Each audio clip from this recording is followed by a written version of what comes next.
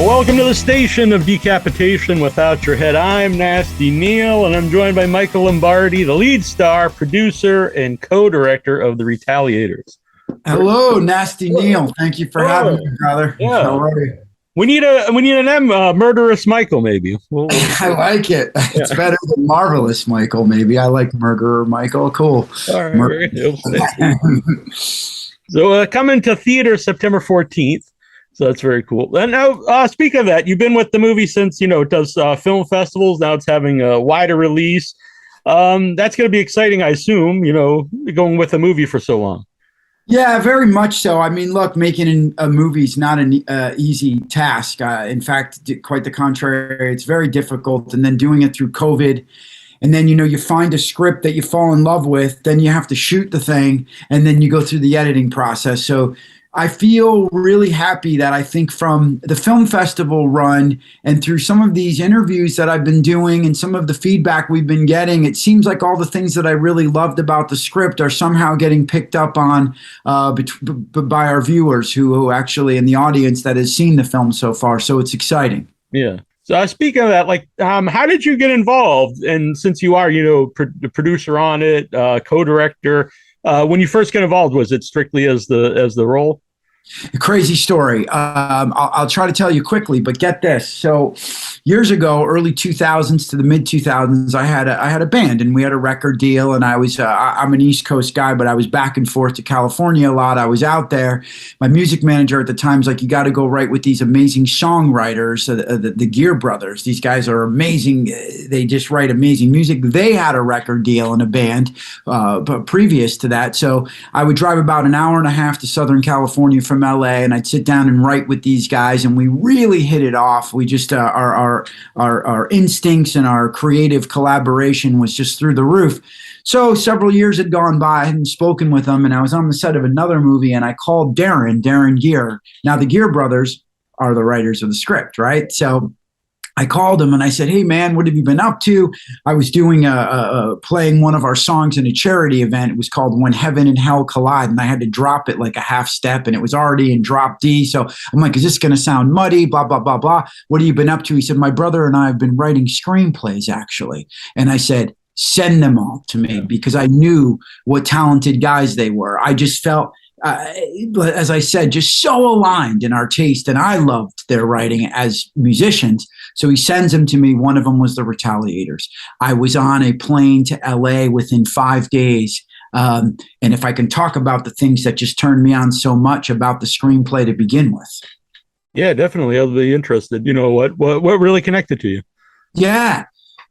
When I read it, I felt let the musical aspect jump off the page. Not because it said, hey, this band's here or this soundtrack's here. It just had that wink to the 80s, the great films with the awesome soundtracks, the great horror movies. Plus it has the thriller. I thought it sat on the highbrow side of horror that's story driven, but yet you have all this crazy third act. And anyway, the music like Lost Boys, Judgment Night, The Crow, Breakfast Club, just all those movies that I loved. I was like, man, I see this. And then I saw this Spielbergian sort of Joe Dante Gremlins-y sort of small town beginning into this slow burn acting story, which really turned me on, because that's what I am. And I'm an actor first and foremost. And I've been one for a while now. It's my first time getting on the other side of the camera, but I just love that. And I saw like aspects of like graphic novel, Sin City, this villain who's literally like right out of the 80s, like literally the Terminator. He's not multi-layered, and it's just he's the bad guy. I love that. And then the third act, this crazy sort of Tarantino-ish, if you will, like crazy third act with a nod to Evil Dead. So all these things. So I called Darren. I was like, oh my God, dude, this. And he's like, exactly. And I'm like, we got to make this thing. And that's how it happened. Yeah. I like you said, a highbrow or level of horror is, because I really like when the movie progresses, I think it really asks the audience, to kind of look at things differently. Because, if you were in this situation, we've seen a similar thing in movies, but now you're put in the position, what would you actually do? That's exactly right. You know, it asks this provocative question. If you had a minute alone with someone who killed your loved one, would you take it? Mhm. And I think even though, like, I think the movie doesn't even take itself too seriously through many moments, but yet that's what I loved about it too. But I think uh, I think it asks this provocative question. I think you can leave maybe talking about, you know, religion, morality, justice. Look, at the end of the day, it's a revenge tale, right? Which is the oldest story in the book. However, like, it's as old as Shakespeare writing about love, but it's told in a little bit different of a way. And especially with the character that I play being a man of the cloth, you're kind of like, it's an interesting question to ask him. And then there's that thought process of like, look, if you really had that minute with this human being right in front of you, would you take it? You know, would you be able to hurt someone? And I just think I thought it was a really interesting way of telling this age old tale. It's a primal instinct, you know, Yeah. and it's interesting. And it's I think sometimes hard to balance a movie or story where so you have like stuff you could just watch on the surface because it's really fun to watch the gore and craziness in the movie, but also has like we just talked about, like a message there. And if I think if you go too far with some things that you kind of preach into people, and that can turn people off because it's still a movie. So I Yeah. think it really balances that. Well, thanks so much. Yeah, I mean, and I think like if you're watching it, half the people are going to be on the side of like, go get this guy, Right. and the other half are going to kind of be on the fence, which is interesting. But yeah, I mean, if you could accomplish that in something, look, the movie's not for everyone, right? But any movie that isn't, that's not my taste. I like pushing a few buttons, it's a popcorn movie, but yet it has a message. It's entertaining. Or so I like to think, you know, when you make something like this movie, the script has been a family member of mine for a long time. And, you know, you try to bring it across the finish line with the things that you loved in it to begin with. You know, you have to have so much passion and love for the project and hope that you make it, you know. But the genre itself, did that come to any issues when you're getting the movie out there? Because to me, I like movies that kind of are doesn't necessarily fit in one genre, or they fit in multiple genres. Because you could say this is a horror, but maybe it isn't a horror to certain people. And I think those kind of movies play really well at festivals. But was that hard at all to get the movie out there, since it is, you know, multiple genres? Well, first, I really appreciate your take on that, because I think it is a thriller horror. Like I said, it's horror, but it's story driven. And again, taking that part of the character I play and acting in this, that's what I wanted more, you know, very, very much. I love the scenes between myself and the detective, played by Mark Menchaca from Ozark and so many other things. He's such a great actor. And I think that when you do something like that, the line can be blurred a little bit. So maybe it keeps you out of things. But I think that in my experience, that can happen more at like the Golden Globe level. Like, is it a comedy? Is it a drama? But I think for us, being an independent film, and I think that third act gets pretty gnarly. So I think that helped in the genre situation very much. But I do want to say that we did get into some non-genre festivals as well, like the Orlando Film Festival, which has been over 20-year running. It's a wonderful festival, and it's we got some awards there as well. And like last year, a documentary won, and several years ago, a musical. So yeah, we did get into some stuff outside, which again to me what just made me so happy, because I saw both, as you were saying.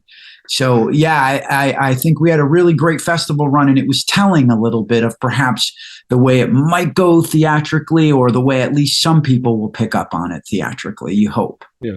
Quick about Mark, I thought he was great in the movie, and it was just a side note. It's kind of funny. I just flew back from England, and on the plane, I watched the whole last season of Curb Your Enthusiasm, and he's in a very cool episode as a Klansman. So Yeah. I was like, I know this guy. Then I was like, oh yeah, that's who. Yeah, Mark's great. He was also in the first season of Ozark. He had a major role, and he was so good in it. And then also Stephen King's The Outsider. Oh, okay, yeah. That too. Recently, that was, and then as you just said, you know, the guy. It's funny. We both studied acting at this school in New York City called the William Esper Studio. And anyway, I can get into the whole acting thing, but we didn't know one another there. And when I saw him being possibly available for this role, I was like, I want this guy. I thought he just has so much gravitas and like he his had a great voice and a presence. Yeah, and for that small town detective, I just thought he would be phenomenal. So and then we just really played. We had so much fun together, man. And I don't want to spoil anything, but there's a sense to him. Maybe there's something not right with him right away. So yeah, yeah, totally. And then Joseph Gad as the villain of the movie. He's always great and everything. So what was like your fight scene with him like the film? Dude, he killed me. Seriously, like he was. So we had to do a lot of it. He's really good at it, luckily. And I was on a television show called Rescue Me for a long time. It's about New York City. So I had a lot of stunt training through that because it was a pretty physical show. So that helped, but he's such a big guy and he has to throw me around a lot. And he's so good at throwing the punches that you then, fake. And the other thing was our stunt coordinator, Norman Douglas, was on Rescue Me with me years ago. So I knew him pretty well and I called him up for this. And I'm like, hey, Norm, can you do me a solid? So he was amazing. Gat's such a pro. We shot. The crazy thing was nights, a lot of nights for those fights in the middle of the woods. It was 19 degrees and we didn't use some of it because then we sort of changed the ending a little bit. I don't want to give it away, but what happens there, we said, let's give a nod to some other films and we liked what we had and we used a lot of it, all the stuff in the woods with me and the subhumans, and he was just fantastic, man. He was such a pro. At the end of the night, though, 100% bumps, bruises, scrapes, black and blues, and then at least a solid hour back at the hotel in a hot shower getting the fake blood off. That was another pain. There's a lot of blood in the movie. Yeah, man. You know what the worst part is? It's got like this syrupy, sticky substance to it, and I very uncomfortable on your skin. But, look, we're making a movie. It's not like, I'm digging ditches or anything. So I'm always so thankful. I always need to say that when I complain at all, because I'm not complaining. I'm just giving you the real. It's funny, man. Like through my acting career, I've been doing it a while now. And I think it's about hard work. No matter what you're doing, it's all about the work, whether you're the guy behind the lens, the guy in front of it. It just really is. It's just a tremendous amount of passion and hard work, and the rest comes, like now I'm sitting here doing an interview with you and, hopefully you like the movie and other people do. That's great. But it's really just about the work and the obstacles and the struggles. And I told you about COVID and then egos and you're trying to get this done and this on the screen. And it's always been about the work from day one of being a broke actor in New York City, just doing little plays and all that. And then to be in a movie that, with the caliber of people that we were talking about and the music with it is pretty cool, Were you hands-on on what music is actually played in the movie? Well, so what happened was when I was telling you that story earlier about me calling the Gear Brothers and doing that charity event, playing the song. So get this, at the charity event is Alan Kovac. Alan Kovac is the CEO and founder of Better Noise Music, which is a huge record label. They have over 40 huge bands: Motley Crue, Five Finger Death Punch, Ice Nine Kills, Papa Roach, on and on. And he's a major force. I mean, the guy is a huge music manager. He used to represent the Bee Gees in the day, Meatloaf. Anyway, he's at the charity event I was singing the song at, and I went out to dinner with him afterward, and I was talking to him about the Retaliators, and I was like, he's like, we should do something, and I'm like, I think I have the perfect script. And then he said, give it to me. We talked. He's like, let's do it. And he put his musicians and his songs in the film that lend itself, because how many guys can do that? You know what I mean? He's like, Five Finger Death Punch, Darkness Settles In. We got amazing. And we placed together. He's like, I want this song in, but we didn't know where. And of course, the music has to support the scene. It has to support the objective of the actors and the characters and the emotional. You want it to support and heighten the emotional response, not hinder it. So we were really careful when we did that. And it was him and I collaborating through that, and him knowing his bands and music so well. Yeah.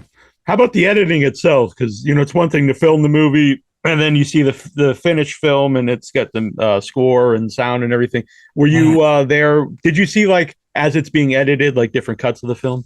100% more than I could ever like want to. That's the one thing you never see it with the same colors as anyone else. I've seen this thing so many times, and a guy named Randy Bricker I brought on to edit this, and he's phenomenal. So what we wanted, Alan and I discussed it, we wanted to have a guy who knew story and horror. And Randy was an apprentice on the movie The Firm with Tom Cruise. So he had story, I Am Legend he was on, all the way to the Halloween franchise, and to now, and many more. And now he's an editor on the Chucky series on TV. He's the head editor. So we found him. He liked the cut. We gave him a rough cut. He liked it.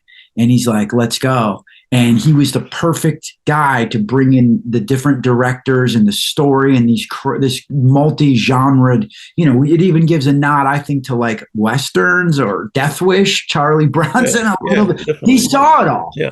And he was the guy to bring it together. So throughout it, we worked very closely. It was I've learned so much about filmmaking and everyone's role, and especially being a producer, the crew, man, it's all about them. They work so hard and their loyalty, and they stood by me through COVID. COVID got scary at times. We were shut down, and there were so many different restrictions and things put in place, rightfully so, that we had to abide by, and it wasn't easy. It wasn't easy to make a movie during it. So did you start filming before COVID?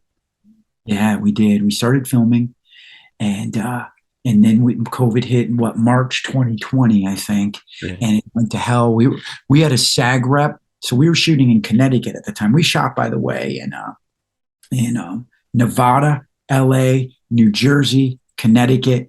The reason being is we wanted some scary woods in the hills of Connecticut, but then Five Finger Death Punch is in Nevada, so there were reasons why. Tommy Lee was in LA, so. Anyway, the SAG rep, they send him a Screen Actors Guild, and he tells me that we are the second to last production in the world still filming, and the other one was in Arizona. And I said, okay, well, look, we'll put you in a tent way over there, away from everyone else, because we're a pod now. We've been together, so we ended up not being able to fill that full shooting schedule we had. I think it was 10 days in Connecticut, but we did like 8 of them, because then it started to be like I felt like the mad professor. I'm like, I have to let people go home now. I mean, I'm so driven, especially then, because we didn't know how serious things were going to get, or yeah, man, 100%. And we were all up in Connecticut, and it was different in Connecticut than it was in New York. You couldn't get toilet paper, you couldn't do this, and it was still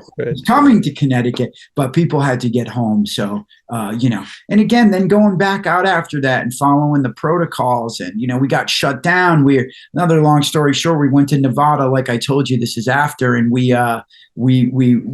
I brought most of the crew because we were getting tested. You have to do like a test every day when you come into work. It's very costly too. And I think it's gotten better now, but especially then. And I'm like, we're bringing our crew. We're all good. So we do that, but we need the locations manager in Vegas, right? In Nevada, where we're outside Henderson. So anyway, first day of filming. So we're with that guy for like 3 or 4 days, just me and a couple others, masked up, the whole thing, every precaution. But on the first day of actual filming, I get a 911. We've got a COVID positive. And I'm like, oh my God. And it was the locations guy. But he never made it to set because we would test out at the hotel or wherever, because that's part of the protocol. But anyway, it was like a Wednesday, and SAG shut us down and didn't even get back to us until Monday because they were so inundated. So we're shut down Wednesday, Thursday, Friday, Saturday, but he never was on set, and that's the protocol. But in the end, the crew never got it. We got through it, but there were a lot of stories like that. I could go on, and I know everyone has them during that time, but it was challenging. Yeah. Yeah, I don't like to make the show about me, but I'd filmed my first feature film February, right before the shutdown. And then 2 years, it was, trying to get it finished. And we just had the premieres. Yeah. You do horror? What'd you do?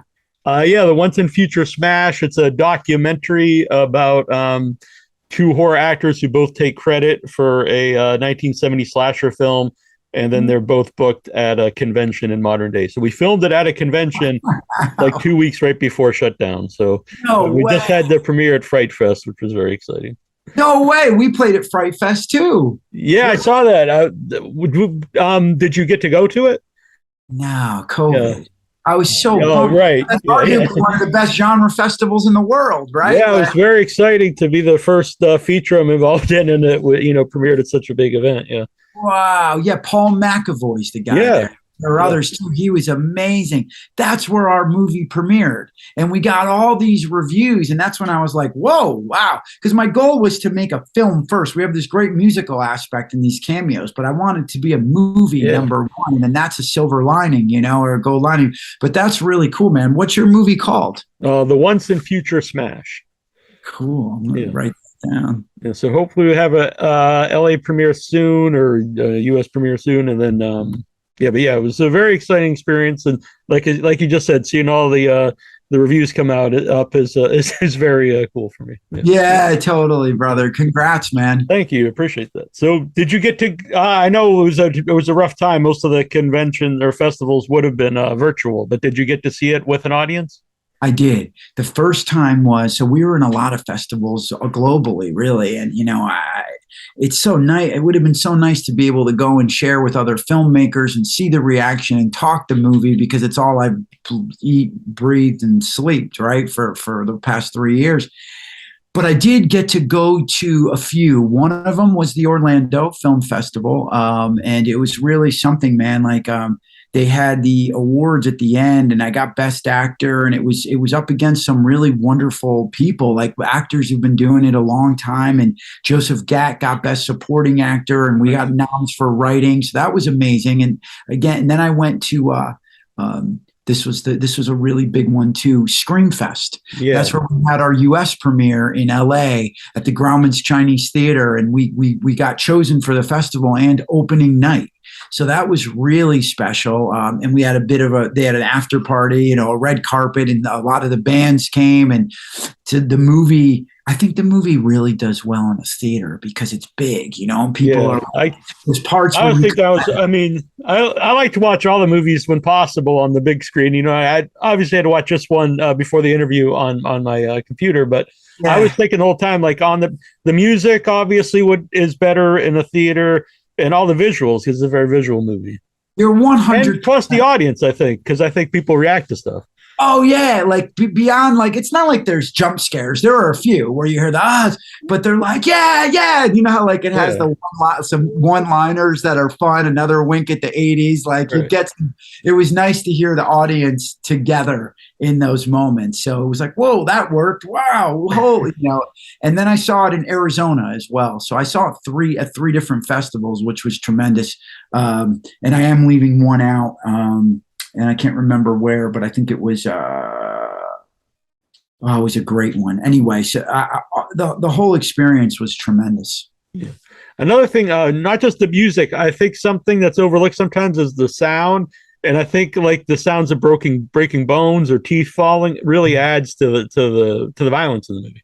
Dude, the sound design. Yeah, that's put in by Randy. Yeah. Another thing, and then we go to the post-production house, and it gets that was another thing I got to do. I mean, you go into this, we did it at the Roundabout in Burbank, California, and you go and you're seeing your movie. It's the first time I saw on a huge screen with the whole mixing board in front, and the guys are like, how's this? And me and Randy are like, yeah, bring that up in the mix, bring this down for all the sound design. That was phenomenal. And the other thing, man, I'm so glad you brought it up again. The score, the Stranger Things guys scored this, Kyle Dixon and Michael Stein. Yeah. And again, with that wink at the 80s and stuff that we were talking about, to have those guys score it, they watched it and were like, hell yeah, we'll do this. And I was like, that was my first choice in the world, so that's huge too. Yeah. Well, I really like the movie, and not just because you're here, for all the I like a gory movie, so I like that about it. I like the violence in the movie, and I like the story, and I like a movie that kind of, it makes you ask a question of yourself, I think, while you're watching it.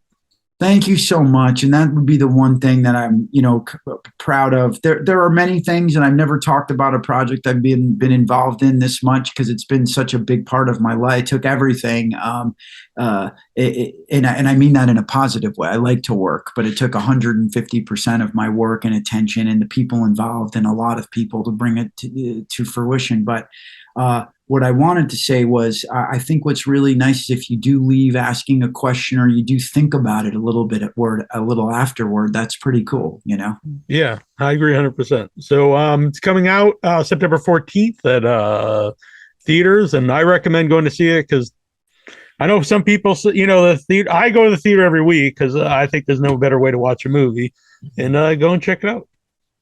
Thank you so much, man. Yeah, I appreciate you doing this. My pleasure. It was a pleasure to be here. Thanks for your thoughtful question. Yeah. And where can people follow you or the Retaliators to see, where they can actually see it? Oh, yeah. So you can go to the website, retaliatorsmovie.com, and it'll tell you based on, this is the crazy, data, that where the closest theaters to you, or you can put one in that you're looking for. And I'm Michael Lombardi Official on Instagram. And then there's the Retaliators movie on Instagram as well. And there'll be plenty of information there. So check it out. Very cool. All right. Thank you. Thank you. Okay. I think I got it around the right time. Brother, thank you. Okay. All right. Thanks again. Yeah.